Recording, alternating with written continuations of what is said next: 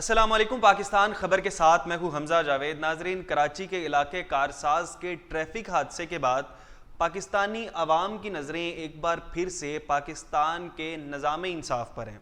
वो किस तरह से, इस पर बात कर लेंगे और इस पर बात करेंगे कि वाक़या कैसे हुआ, वो जो गाड़ी थी वो किसके नाम पर थी, क्या खातून के पास कोई लाइसेंस भी था या नहीं था, और ये भी बात कर लेंगे कि जो उनके खामन हैं वो कौन है। उनके मुतालिक बहुत सी बातें हो रही हैं सोशल मीडिया पर, मुख्तलिफ़ किस्म की बातें कर लेते हैं।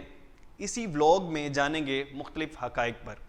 सबसे पहले बात कर लेते हैं ये वाक़या हुआ कैसे। सीसीटीवी वीडियो जो है इस वाक़े की सामने आ चुकी है और बताया ये जा रहा है कि इस सीसीटीवी फुटेज को रोकने की कोशिश भी की गई, लेकिन बहरहाल अब सामने आ चुकी है। इस पर बात कर लेते हैं। सीसीटीवी फुटेज को मद्देनज़र रखते हुए मैं बात करूंगा। सबसे पहले होता क्या है कि एक खातून नताशा नामी, वो लैंड क्रूज़र V8 गाड़ी है, उसको चलाती हुई आ रही हैं, बहुत स्पीड में है, और सामने से वो दो बाइक्स को और एक गाड़ी को हिट करती है। वो हिट करने के बाद उन्होंने ब्रेक नहीं लगाई, उन्होंने रेस के ऊपर पाँव दिया और उनको रोनती हुई चली गई। शायद वो उसके बाद वहाँ से निकलना चाह रही थी, या तो ये भी बताया जा रहा है कि वो नशे में थी, या तो ये भी बताया जा रहा है उनकी ज़हनी हालत नहीं ठीक थी। इसके मुतालिक तो बहरहाल जो मेडिकल रिपोर्ट आएगी उसके बाद ही पता लगेगा, क्योंकि मेडिकल रिपोर्ट भी अभी तक सामने नहीं आ सकी है, रोका जा रहा है शायद उसको भी। अच्छा, उसके अंदर जो सबसे पहले जो डेथ हुई है वो एक बच्ची थी, तकरीबन 23 से 24 साल लड़की की उम्र थी, और उसका नाम आमना था। और साथ ही जो उनको लेकर जा रहे थे, जो उनके वालिद थे, उनका नाम था इमरान आरिफ। उनकी उम्र तकरीबन कोई 55 से 60 साल बताई जा रही है।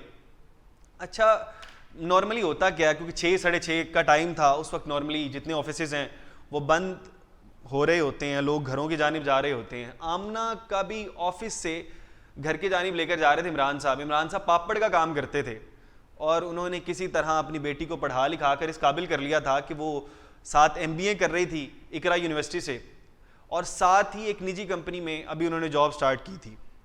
लेकिन फ़ौरन सबसे पहले ये 2 नुकसान हो गए, और उसके बाद 5 जो लोग थे वो ज़ख्मी थे। उन 5 में से एक की हालत बहुत तशवीशनाक है और 4 जो हैं वो सिर्फ ज़ख्मी हैं, वो बेहतर हालत के अंदर हैं। अच्छा, इसके बाद जैसे ही वो बाहर निकली तो ज़ाहिरी बात आवाम ने उनको निकलने नहीं दिया। तो नताशा साहिबा ने देखा कि आवाम बहुत ज़्यादा इर्द गिर्द है, पुलिस को कॉल हो गई, पुलिस आती है, रेंजर्स आते हैं, तो वो किसी तरह वो जो नताशा नामी खातून है उनको वहाँ से बचा कर ले जाते हैं। फिर बात ये की जाती है कि वो बहुत कोई बड़े बिजनेसमैन की वाइफ हैं, उनके मुतालिक कुछ नहीं हो सकता, कोई पाकिस्तान के निज़ाम में कोई उनके ख़िलाफ़ कोई एक्शन नहीं ले सकता। तो पता लगता है कि वो वाकई एक पाकिस्तान के एक बहुत बड़े बिजनेसमैन दानिश इकबाल साहिब की वाइफ हैं। दानिश इकबाल साहिब एक कंपनी है गुल अहमद, बहुत से लोग जानते होंगे, उनके बहुत से काम हैं। गुल अहमद एनर्जीज़ हैं जो एनर्जी प्रोड्यूस करते हैं कराची में, वो उनकी कंपनी है।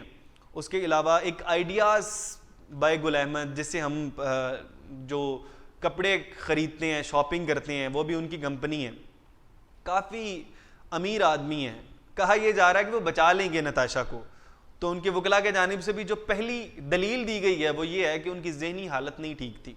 तो ज़हनी हालत नहीं ठीक थी तो ज़ाहिर सी बात है उनके पास कोई सर्टिफिकेट होगा और कहीं कोई हॉस्पिटल की जानिब से, लेकिन ऐसा कुछ भी नहीं है उनके पास। अच्छा, ये तो नहीं है तो उनके पास ड्राइविंग लाइसेंस होना चाहिए, तो उनके पास पाकिस्तानी ड्राइविंग लाइसेंस तक नहीं है। उनके पास जो लाइसेंस है वो यूके का है, तो हो सकता है कि वो यूके की खातून हो। हमारे जहन में यही सवाल आता है कि उनकी नेशनैलिटी हो सकती है वो यूके की हो। नहीं, नेशनैलिटी यूके की नहीं है, नेशनैलिटी पाकिस्तान की है, और ड्राइविंग लाइसेंस जो है वो यूके का है, इंग्लैंड का है।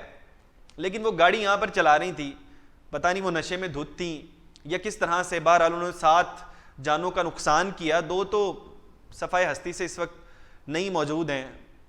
अच्छा, बात कर लेते हैं अब गाड़ी है वो किसके नाम पर थी।